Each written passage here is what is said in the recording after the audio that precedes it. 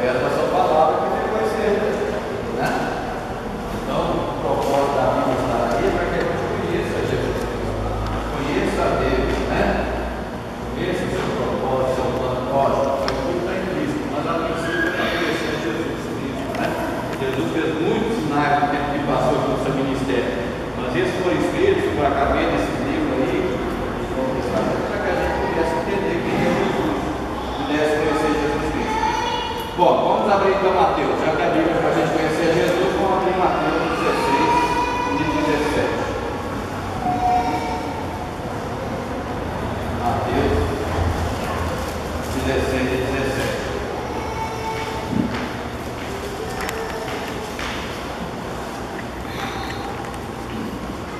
Começa ali Jesus debatendo com os fariseus e saduceus, né?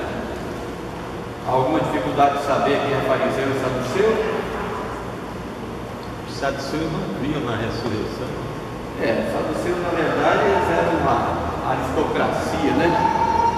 Eles eram aquelas pessoas mais abastadas, de poder mais influente, associados à política e que se diziam no judaísmo, mas eles tinham uma crença diferente, não criam ressurreição, né?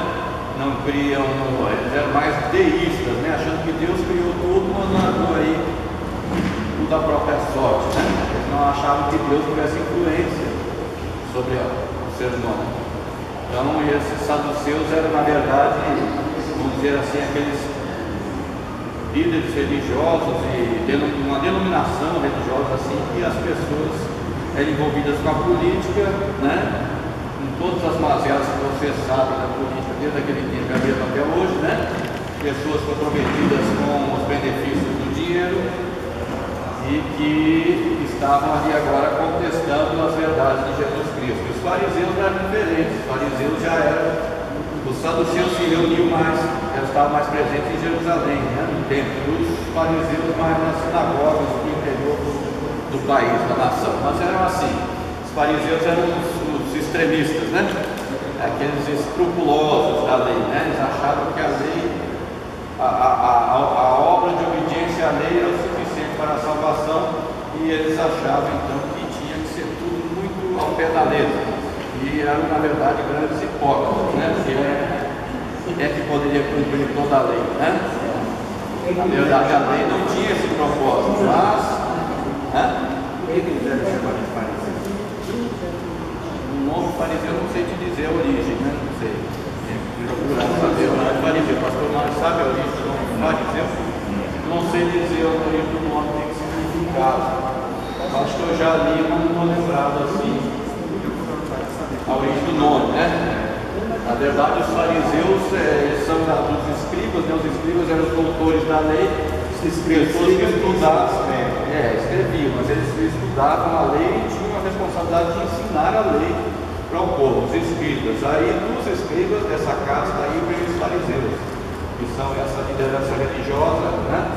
Que assume o poder religioso, principalmente no interior do país, e tinham esses eram extremistas, xiitas aí, eram os PSOL da vida, PCdoB, não sei quem mais, né? Os extremistas, mas era hipocrisia, né? A grande verdade era uma grande hipocrisia, porque eles colocavam um jugo muito pesado sobre o povo, um jugo que nem eles poderiam cumprir, né? E os saduceus, aquela classe elitizada, religiosa, política, né? Que tinham crenças divergentes, mas eram praticantes do judaísmo também. Então Jesus está ali debatendo com esse povo. E eles pediam um sinal. Lógico que Jesus já tinha feito muitos sinais, na verdade. Por que eles queriam mais sinal? E Jesus disse que nenhum sinal mais seria dado a eles. Porque os judeus pediam sinal, os gregos sabedoria, né? Mas Jesus queria que eles vivessem também pela fé, não pedindo sinais. Na verdade, o ser humano sem Cristo, ele fica arrumando argumento de todo jeito para contestar a fé, não é assim? É desse jeito, né? Então você vai falar de Jesus para o incrédulo e ele fica arrumando argumento para justificar a situação dele. Eu não vou ser crente porque lá tem muito crente pior do que eu, que faz isso, que faz aquilo, faz aquilo, assim. Eles querem que o crente seja o supra-sumo da santidade, né? Seja mais santo do que os próprios anjos, do que o próprio Jesus Cristo, não é assim? Que embate faz Porque sentido. hoje em dia, se né? você briga com a pessoa, você ralha com a pessoa, você é mais ácido com a pessoa, já é esculachado. Como é que o crente faz isso, né? Que Jesus fez isso. Embate faz sentido, né? Faz sentido. Eles dizerem, o crente tem que ser melhor. Sim, tem que ser, mas eu quero dizer, eu estou falando que os argumentos que o crente usa contra os ensinamentos de Jesus Cristo, ele é em seu favor, não é em favor não é por ser contrário, mas é em defesa da sua condição. E os fariseus e os saduceus estavam defendendo a sua condição diante de Jesus, né? Por que você não faz um outro sinal para provar que é Deus, né? Que é o Filho de Deus. Então Jesus disse: vocês veem o céu de tardezinha quando está vermelhinho, vai dizer que no outro dia vai fazer muito calor, não é assim? Aí de manhã cedo vê o céu meio arroxeado, quer dizer que vai chover o dia inteiro, né?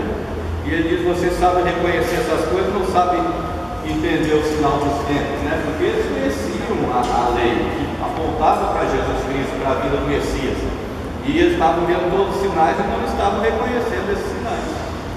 E ele diz que a geração má e adúltera pediu um sinal, mas sinal nenhum lhe será dado, a não ser o sinal de Jonas, que retirou-se dali daquela discussão dos fariseus e dos saduceus, né? O sinal de Jonas que a gente entende é que Jesus ficaria 3 dias no ventre da terra e ressuscitaria, né? No terceiro dia, não foi Você isso? está em que sala? Muito bem, alguma dúvida sobre isso? Vou ficar aqui. Ah, é? Então tu fala com a irmã Delite, a irmã Josema, tá? É quando elas pedem, elas ficam aqui. Todos nós temos um pouco de fragilidade, né? E na maior parte do ser humano ele quer procurar um jeito de justificar os seus erros olhando para o que os outros fazem. Entendeu? O funcionário ele chega na empresa, se você for cobrar dele, tiver um que chega atrasado, ele vai dizer: mas não é só eu que chego atrasado, tem outro também que chega atrasado. Na verdade, as pessoas querem encontrar a culpa no crente para justificar a sua forma de se manter no mundo. Desse jeitinho. Muito bem, seguindo então, aí Jesus saiu com os discípulos, né? Se retirou com os discípulos. Quando passaram para o outro lado do mar, os discípulos esqueceram de levar pão. Então Jesus disse: atenção, tenham cuidado com o fermento dos fariseus e saduceus. Mas eles discutiam entre si: porque nós não trouxemos pão. Olha só a ingenuidade dos discípulos, né?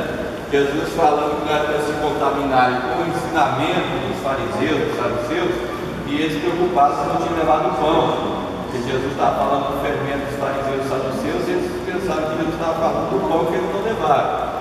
E Jesus então repreende aquela situação deles de não ter entendido essa colocação de Jesus, e mostra que eles eram homens de pequena fé. Por que discutis entre vós por não terdes pão? Ainda não compreendeis? Não lembrando que Jesus poderia suprir a necessidade do alimento, como já tinha feito na multiplicação dos pães 2 vezes, né? 2 multiplicações de pães já tinha assistido. E ainda estava preocupado, quer dizer, ainda estava com muita pequena fé, não é verdade? Muito bem, então Jesus disse que não deveriam eles se contaminarem com o ensinamento dos saduceus e fariseus. Que ensinamento vamos tirar para a nossa vida daí?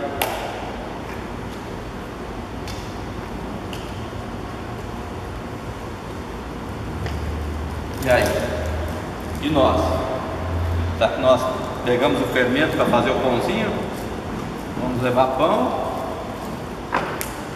Doutrina dessa gente aí, né? Vai dessas doutrinas que estão surgindo aí. É verdade, né? Então, não sei se vocês percebem isso, eu percebo isso de maneira muito clara. Não sei, eu acho que a sensibilidade ela é muito relativa, cada um tem a sua sensibilidade para a dor, né? Para entender uma situação, né? Sei lá, cada um tem um nível de sensibilidade, mas eu percebo claramente que o mundo aí está levando a nós crentes a deixarmos o evangelho muito barato. e a dar-nos aí uma turbinada no Evangelho. O Evangelho já não é mais suficiente sozinho para fazer o efeito na vida do ser humano, e precisa aí dar uma turbinada. Nós começamos dentro de nossas igrejas a achar que deve realmente turbinar o Evangelho, né? Vamos dar um energizante, vamos comprar Red Bull para todo mundo tomar para turbinar os evangélicos agora. E aí acham que precisa haver mudança de forma de culto, mudança de ritmo musical, mudança em alguns expedientes da igreja para poder fazer com que o Evangelho agora seja aceito pelo povo. Porque se a gente pregar o Evangelho do jeito que está na Bíblia, ninguém quer saber de Jesus. É assim que está acontecendo? Cruel. Nós começamos a nos achar deslocados, né? Estamos agora, nós somos os como é que diz assim? O cara que está falando ali, que o cara vai ficando velho, Caduco, né? Nós somos o evangelho caduco. Que coisa triste, né? A preocupação em conquistar as almas para Cristo, né? Às vezes leva a igreja a se adaptar ao mundo, né? O pensamento dos jovens, né? Para atrair, e muitas vezes nós extrapolamos, né? Deixamos que certas práticas entrem na igreja, né? E vão levar ao contra os ensinamentos de Deus. É verdade. É o que o pastor Diogo falou hoje pela manhã, que essa secularização está exatamente fazendo com que a gente esqueça os valores passados, né? E vivam esses valores que a gente se envolve de tal forma que a projeção deles para o futuro vai nos levar a verdadeiro desastre. Essas questões de se acomodar porque isso é normal, tem que ser assim, é assim que consegue o melhor, é cruel, gente, é cruel. Eu acho que os ensinamentos da palavra, eles não precisam de artifícios para serem alcançados. A palavra não muda, gente, mas a gente usa de artifícios dos mais tremendos para conquistar vidas para Jesus. É como se o reino de Deus agora tivesse sem alternativa e a gente estivesse criando para conquistar. É impressionante. Esses igrejas aí deixaram de fazer a escola dominical. Pois é. Não é? Porque no sábado de manhã todo mundo vai pro seu lanche, vai pra, né? Dormir até mais tarde. E faz a não fazer mais, irmão. Esses não estão a fazer, aboliram. É só no culto da tarde ou no culto da noite mesmo e pronto, acabou. É verdade. Essa liçãozinha de compromisso, ela ficou defasada para muitos. Olha, como é bom a gente saber que no meio batista nacional, aonde você chegar um dia domingo, você pode estar onde tiver. Você vai dizer, vou para uma igreja batista, vou para a minha igreja, vamos assim dizer, independente da denominação sua. Mas saber lá que você tem sua cartilhazinha, você estuda aquele texto, chega lá, você compartilha, gente. Isso é fantástico. Você ser um aluno de uma escola onde o ensino é aquele, uai. Mas não, esse negócio de chuerpa, isso não existe mais. Que é isso? Eu acho um absurdo isso. Muito bem, então vemos que nós também não podemos deixar contaminar com o fermento de muitos religiosos por aí, até mesmo dos evangélicos. Tem muitas igrejas evangélicas se enveredando agora para rituais lá do judaísmo, né? Como quem diz assim, para crer em Jesus Cristo, agora nós temos que botar um remendo, né? Botar um remendo novo em pano velho, né? É complicado. O próprio Jesus ensinou que não se deita vinho novo em odres velhos, nem remendo novo em tecidos velhos. Vai ser por aí, viu?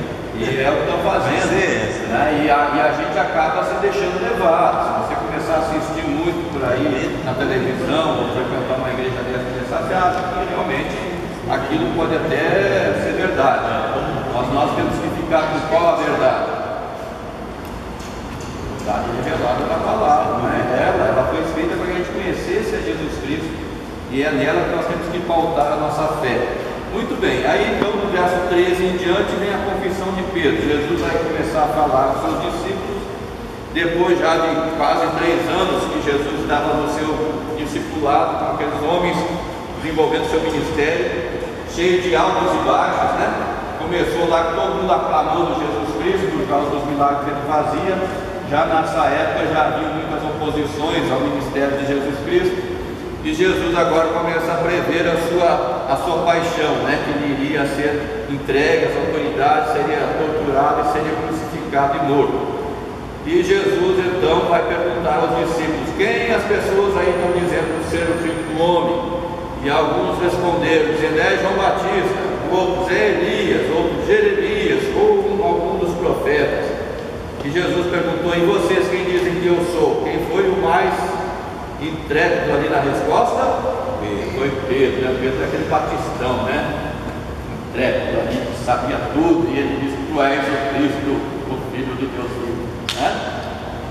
Essa expressão precisa ser bem analisada. É verdade. Olha só, eu acho incrível essa passagem aí, lendo até o final do capítulo ali, porque mostra a fragilidade do ser humano e que nós não somos nada e não temos entendimento de nada e muitas vezes achamos que estamos perfeitamente corretos e estamos em dúvida nada. Então, Jesus elogiou a resposta de Pedro, não foi? E disse assim: bem-aventurado é tu, Simão Pedro, porque tu revelaste aquilo que foi, não revelaste a carne nem o sangue, mas te revelou isso foi meu Pai que está no céu. Pedro deve ter ficado cheio de razão, né? Elogiado por Jesus, agora ficou cheio de razão. E segue a conversa. E depois, e digo ainda que tu és Pedro, e sobre esta pedra edificaria a minha igreja, e as portas do inferno não prevalecerão contra ela. E eu te darei as chaves do reino do céu. O que ligares na terra será ligado no céu, o que desligares na terra será desligado no céu. Então ordenou aos discípulos que a ninguém contasse que ele era o Cristo. Nesse momento em diante, Jesus começou a mostrar então aos discípulos que era necessário que ele fosse para Jerusalém, sofresse muitas coisas da parte dos líderes religiosos, e fosse morto e ressuscitasse ao terceiro dia. Mas quem é que se manifesta de novo? O sabichão. Pedro, batistão, sabichão, conhecia tudo, o mais espiritual dos discípulos, agora vai dizer: não, Senhor, o Senhor não vai fazer isso. Que é isso? Puxou ele para o lado e repreendeu a Jesus e disse: não, Senhor, Deus tenha compaixão de ti, Senhor, isso jamais te acontecerá, né? Olha só a visão humana de Pedro, né? E nós somos desse jeitinho, né? Somos desse jeitinho, isso é o ser humano. E a gente tem que ter noção do que é a nossa humanidade. E nós muitas vezes nos estribamos na nossa sabedoria, no nosso conhecimento, na nossa experiência de fé que temos com Deus, e achamos que somos alguma coisa, né? Ao mesmo tempo que Jesus havia elogiado Pedro, agora ele vai dizer: para trás de mim, Satanás, tu és para mim motivo de tropeço, pois não pensas nas coisas de Deus, mas nas que são dos homens, né? Esse Satanás não é que Jesus estivesse chamando Pedro de propriamente Satanás ou Satanás, entendeu? A palavra Satanás quer dizer o quê? Adversário, né? Então Jesus está chamando Pedro agora de adversário do Cristo, o Filho de Deus vivo. Ao mesmo tempo que Pedro dizia que Jesus era o Cristo do Deus vivo, agora ele é adversário deste Cristo, que tinha uma missão a cumprir. Ora, Jesus falava a homens que conheciam a história do povo de Israel, né? Esses discípulos que ele escolheu, todos eram descendentes de Israel, sabiam das histórias, conheciam as profecias, né? Sabiam muitas coisas. E agora então, ao invés de já terem se acostumado com Jesus e crerem realmente que Jesus era quem era, eles ainda estavam confusos, né? Estavam confusos. Por isso, dessa situação de Pedro, ora dizer que Jesus é o Cristo, o Filho do Deus vivo, e agora mostrar em sua incredulidade, dizendo que Jesus não deveria passar pelo sacrifício que traria a salvação de toda a humanidade, né? Mas isso é porque ele era ser humano, como nós somos, e muitas vezes nos estribamos no nosso conhecimento, não é assim? Alguém quer falar alguma coisa sobre isso?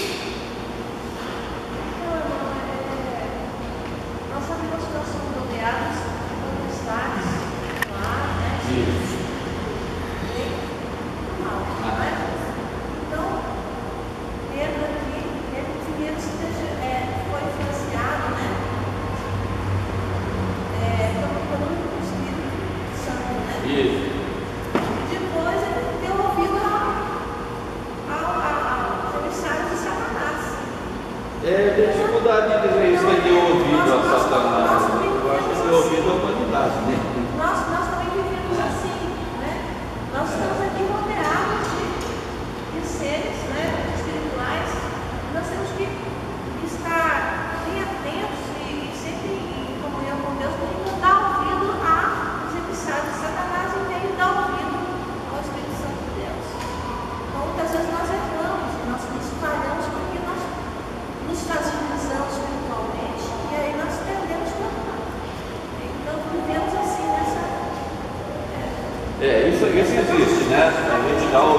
referindo-nos a pessoas, a situações que trazem a mensagem de Satanás. Mas na verdade aqui a gente não pode dizer que foi Satanás que falou ao ouvido de Pedro e que Pedro falou para Jesus, né?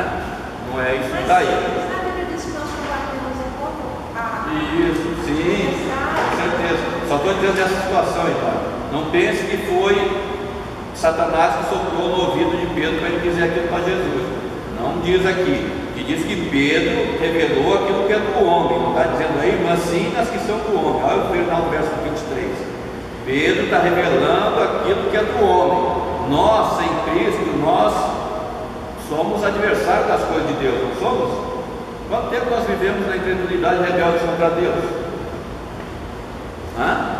E quantas vezes até sendo crentes em Jesus Cristo nós fazemos coisas que são dos homens? Então, aqui não está botando as culpas em Satanás, porque não é muito fácil a gente jogar todas as culpas em Satanás. Lógico que isso acontece, a gente ouvir mensagem de Satanás e dar atenção àquilo e até ser obediente àquela mensagem, não é assim? Através da televisão, da música, né? Do amigo, né? Até do crente às vezes que vem, aquele irmão de igreja que vem te dar um conselho que não tem nada a ver com a coisa de Deus, né? Entendeu? Não existe isso. Não quer dizer que a gente está possuído por Satanás, nem que ouviu o Satanás falar no ouvido, né? É porque muitas coisas são do ser humano, que são adversários das coisas de Deus. Muito bem, entendido aí? Alguém quer falar alguma coisa? Renúncia e recompensa. Então Jesus disse aos discípulos: se alguém quiser vir após mim, negue-se a si mesmo, tome a sua cruz e siga-me. E aí? Então, Jesus completando agora ali: se alguém quiser segui-lo, ser seu discípulo, precisa negar a si mesmo, negar o nosso entendimento, a nossa sabedoria, a nossa inteligência e seguir a Jesus com a nossa cruz. O que significava isso? Que Jesus, quando carregasse a sua cruz, onde é que culminaria o trajeto de carregar a sua cruz? Lá na morte, morreria, crucificado. E se você for chamado a carregar a sua cruz, você tem que estar disposto a quê? Suportar a vontade de Deus. Abrir mão de tudo e seguir a Jesus. Até o quê? Até onde? Até afrontar e perder a vida. Até a morte, entendeu? Então, quando Jesus diz: tome a sua cruz e siga-me, quer dizer, você tem que estar disposto a me seguir, até mesmo se tiver que perder a vida por amor a mim. E quem perder a vida, achava lá, né? Entendeu? É porque. Perder a vida física, vamos dizer, perder a sua vida, você poderia estar lá, né? Um outro estilo de vida, vamos dizer assim, né? Isso. Então você vai deixar tudo aquilo lá, você vai ter uma vida diferente, né? Então eu entendo assim. Sim, isso está certo também, está certinho. Mas quando Jesus diz: tome a sua cruz e siga-me, ele está dizendo que você tem que seguir a Jesus mesmo que tenha que enfrentar a morte. Lógico que nós, no contexto que nós vivemos aqui, não existe isso. Ninguém aqui no Brasil é sacrificado porque crê em Jesus Cristo. Mas vai lá no Iraque pregar na praça pública, lá para ver se eles não vão te crucificar, te matar, fazer obrigar você a negar Jesus para poder não lhe matar. E aí? Já pensou? Para a gente chegar num lugar desses aí? Né? Você vai passear lá em Israel. Vou conhecer Israel, né? Todo mundo tem vontade de ir a Israel, né? Chega lá em Jerusalém, dali a pouco um grupo extremista daqueles doidos invade lá e leva você e mais 10 reféns, tudo da igreja batista for fazer passeio turístico. E leva vocês e agora diz aí: agora bota aí uma filmadora na cara deles, passa para o mundo todo. Nós vamos libertar esses reféns tudinho aqui, mas só vamos libertar aqueles que negar Jesus Cristo. E aí, o que você vai dizer? A coisa é séria, mas era isso que estava acontecendo com os discípulos. Jesus estava preparando a eles para aquela situação que eles enfrentariam, né? Primeiro apóstolo que morre logo ali em Atos, não lembro Atos, até tem aqui, depois eu vou ver aqui, é Tiago, né? E aí tem um discípulo que foi crucificado e outro foi cerrado, outro foi jogado no caldeirão de óleo quente, não sei, tem muitas histórias aí, mas não é fácil não. Diga aí, Marcinho.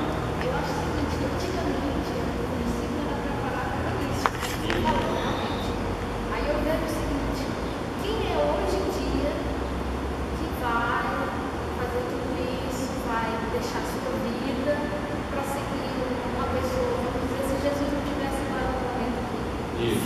Iniciou com suas ideias. Já pensou? Mas muitas pessoas são preparadas para dar a vida na causa dos outros. Você quer ver? Aqui o meu genro, Tiago, bombeiro é doutrinado para isso. Não é assim? O policial, né? Não dá a vida em benefício dos outros. Então muitos são doutrinados, né? Então mesmo sem falar de fé, o ser humano é capaz de dar a vida para alguma coisa, né? Você vê lá esse povo X, lá dá a vida com uma crença que não é uma crença verdadeira. Mas Jesus chamou também os seus discípulos. Ele ficou discipulando os seus discípulos para que tivessem que enfrentar a morte pelaquela causa, pela defesa das verdades de Deus, eles deveriam enfrentar. E esse ensinamento não é só para os discípulos de lá, para todos, né? Eu sei que nós hoje vivemos aqui no paraíso, né? Falando de vida de fé, nós vivemos uma liberdade plena aqui.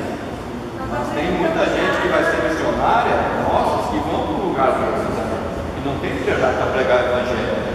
Só prega o evangelho a respeito da vida, mas eles vão. Tem um chamado, se deu um chamado, eu ir. Agora, Deus tem que me chamar mesmo. Esse negócio de eu voltar no coração de eu senti um desejo de ir. Não vou nessa, não. O desejo humano, não chega ali adiante, a gente não aguenta o barco, né? Quando é um chamado de Deus, a gente aguenta. Nós acreditamos mais aqui no sacrifício de Jesus, né? Em que diz a Bíblia que Deus diz que é misericórdia, não? Desse jeito. Tá certo? Então nós temos que, se queremos seguir a Jesus Cristo, temos que negar o nosso eu, tomar a nossa cruz e seguir a Jesus Cristo. Quem quiser ganhar a sua vida, perderá. Mas quem perder a sua vida por amor de mim, acha-la. Que adianta o homem ganhar o mundo inteiro e perder a sua alma? O que daria o homem em troca da sua vida? É assim? O que o homem poderia dar em troca da sua vida? Diga, irmão. Eu vejo também o raciocínio seguinte: tomar sua cruz é você admitir as circunstâncias adversas da sua vida e não se precipitar em tomar decisões tão somente próprias, mas aguardar esperançoso nas decisões de Deus para com você. Tomar sobre si a sua cruz e seguir. Eu vejo assim também. Nas suas adversidades você não se precipitar, porque ele diz em seguida: pois quem quiser salvar a sua própria vida, quer dizer, quem quiser resolver seus problemas sozinho, você vai se entrar numa boca quente lá na frente. Eu imagino também que isso tem esse ensinamento. A gente pode inferir outros ensinamentos aí, mas a grande verdade é essa: você tem que estar disposto a viver e a morrer por Cristo. Quer aceitar, aceita. Não quer, é isso. É o que Jesus diz e pronto. Né? Está disposto a me seguir? Então vai ter que enfrentar o que eu enfrento. O que Jesus enfrentou? Quem somos nós para dizer que não vamos enfrentar? Né? Graças a Deus nós vivemos aqui nessas circunstâncias. Glória a Deus que nós estamos vivendo uma vida. Porque na verdade,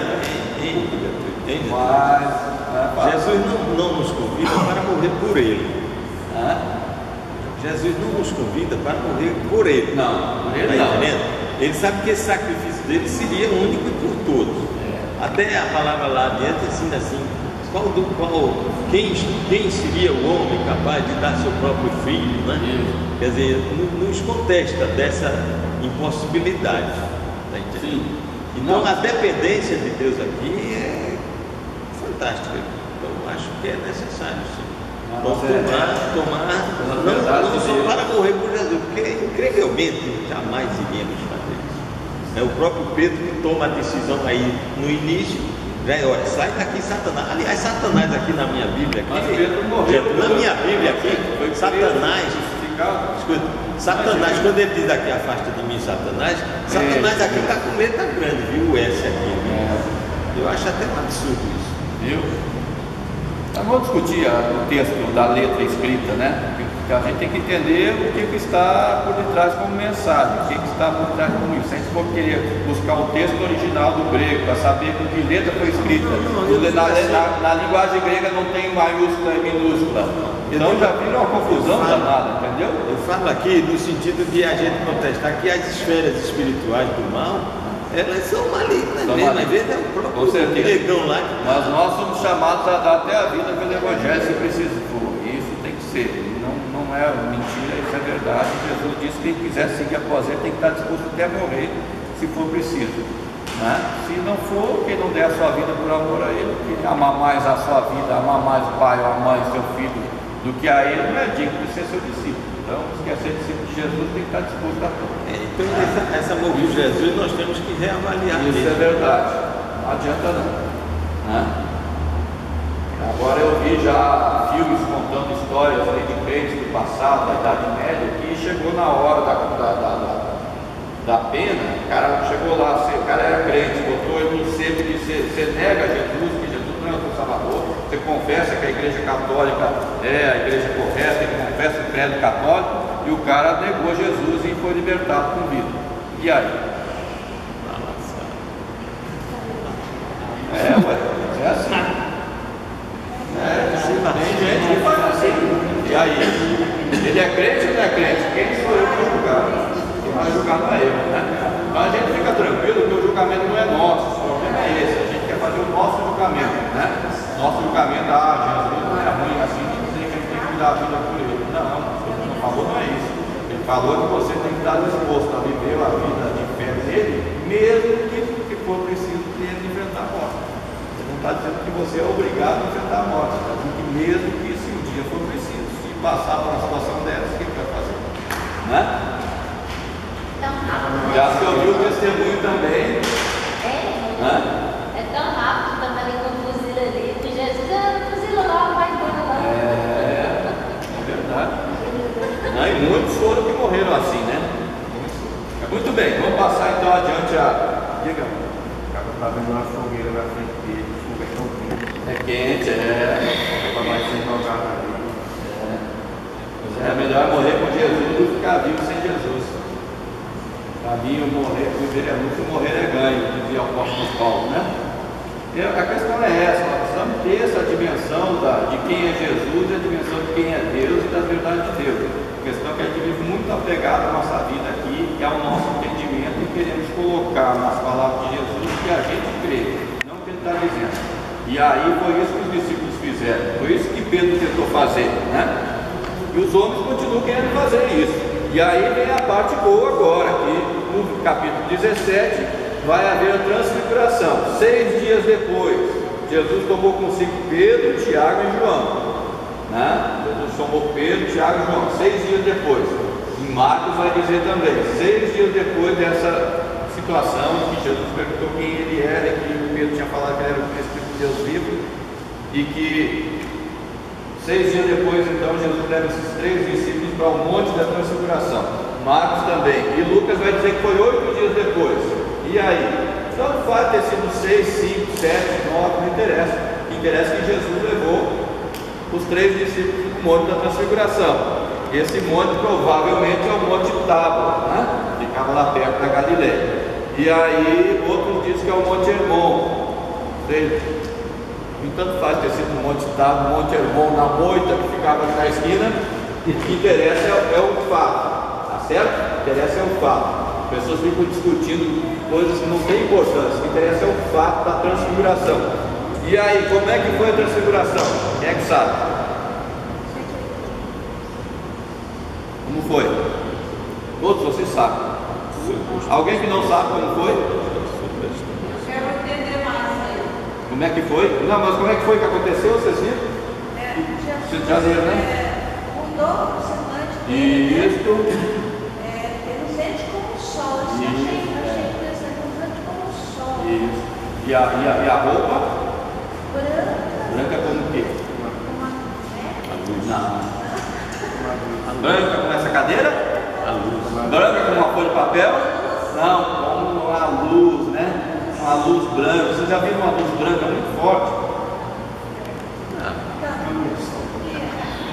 Né? A lua. Uma luz branca, o branco da luz é uma coisa assim, enquanto a luz branca e forte é uma coisa difícil de ver, né? Eu tive essa experiência de ver uma luz branca numa situação que eu tinha, acho que uns 11 anos de idade, 12 anos de idade, dormindo sozinho no quarto de casa. Então eu vi essa luz branca muito forte e senti uma sensação de que como se eu não tivesse morto. Não sei o que foi isso, não tenho nem ideia maravilhosa a luz branca, né? E chega a ofuscar sua vista, né? Não foi assim que aconteceu com o apóstolo Paulo? Quando ele caiu do cavalo, foi o que ele viu? A luz, né? Diga, O versículo 5 fala, né? E estando ele ainda a falar, eis que uma nuvem luminosa os cobriu. E da nuvem saiu uma voz que dizia: este é o meu filho amado, em quem me comprazo, escutai-o. Muito bem. Então, ainda bem, além de Jesus ter se transfigurado na frente dos discípulos, Pedro, Tiago e João, né? Ele mudou a sua forma humana para uma forma diferente, né? Uma forma que ele não conseguia explicar muito bem, mas que parecia com aquilo que eles estavam dizendo. E junto com essa transfiguração de Jesus, o que apareceu? Moisés. Quem mais? E Elias. Quem era Moisés? O líder que tirou o povo do Egito e que escreveu 5 livros da lei. 5 livros da lei, primeiro do povo de Israel. Quem escreveu? Moisés. Será que os discípulos não conheciam a história de Moisés? Não conheciam, né? Conheciam a história de Moisés. E Elias, eles conheciam a história de Elias? Conheciam. Como é que eles ficaram sabendo que era Moisés e Elias? Provavelmente viram ali que quando Jesus conversou com Moisés e Elias, eles viram que era Moisés e Elias, né? E aí, por que será que aconteceu esse fato na transfiguração de aparecer Moisés e Elias para os discípulos?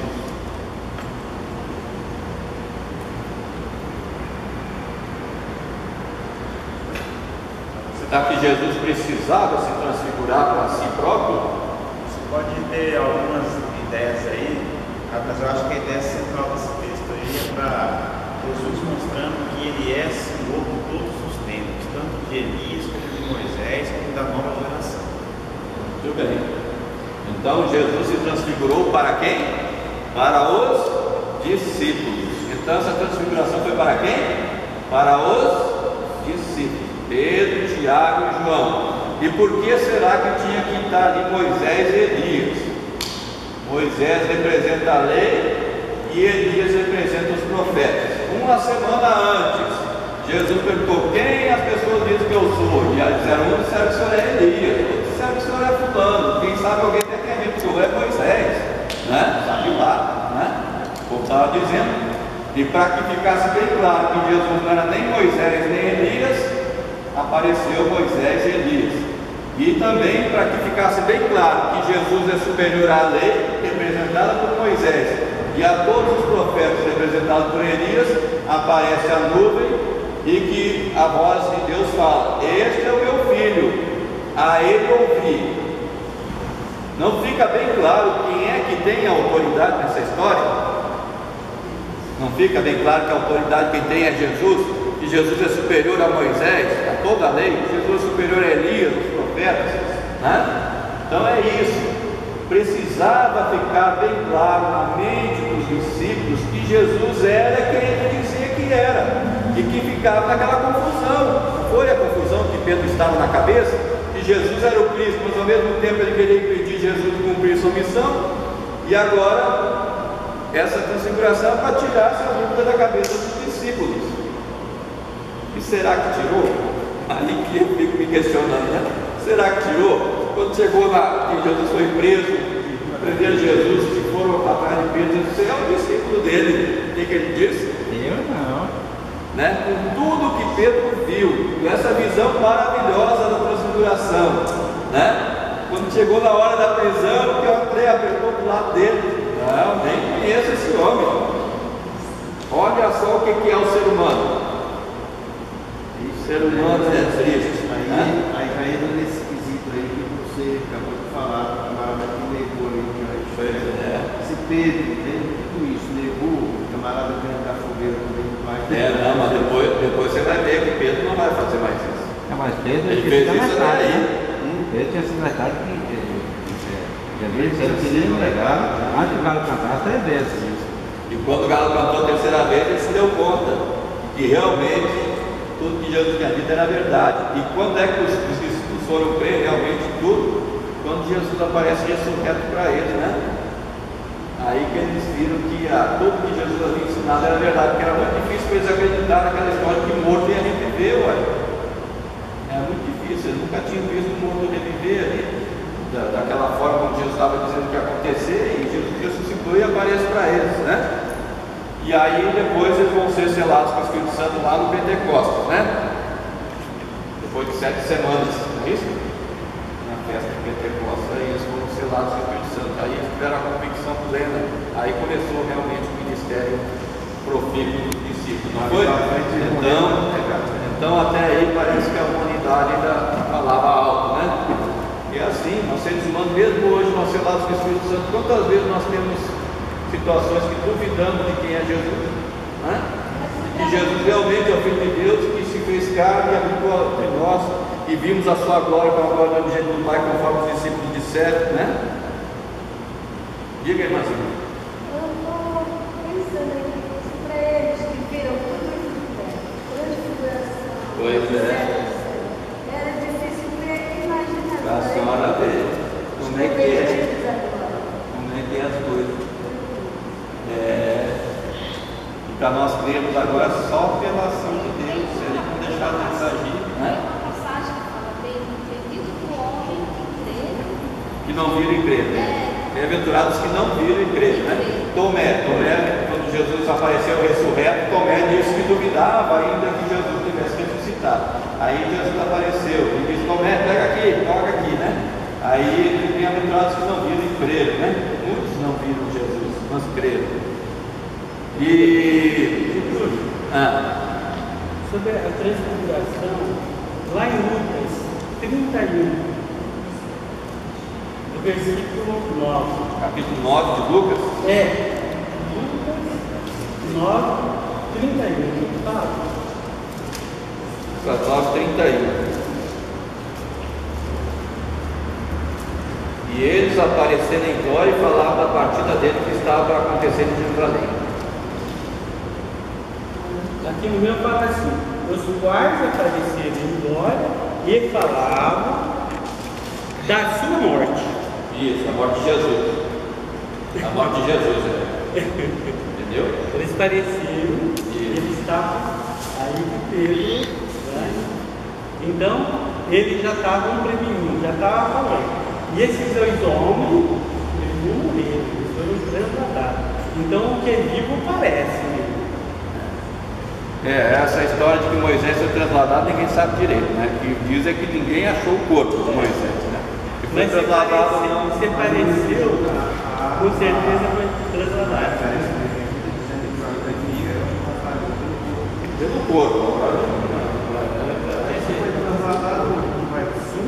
Muita coisa para a gente não precisar quebrar a cabeça, né? Porque tanto faz se foi, se não foi. A diferença não é, né? As questões mais importantes são aquelas que fazem diferença para a nossa fé, né? Agora, esse momento da transfiguração, por que será que Jesus se transfigurou lá? Será que foi só para Pedro, Tiago e João? Por que a Bíblia foi escrita?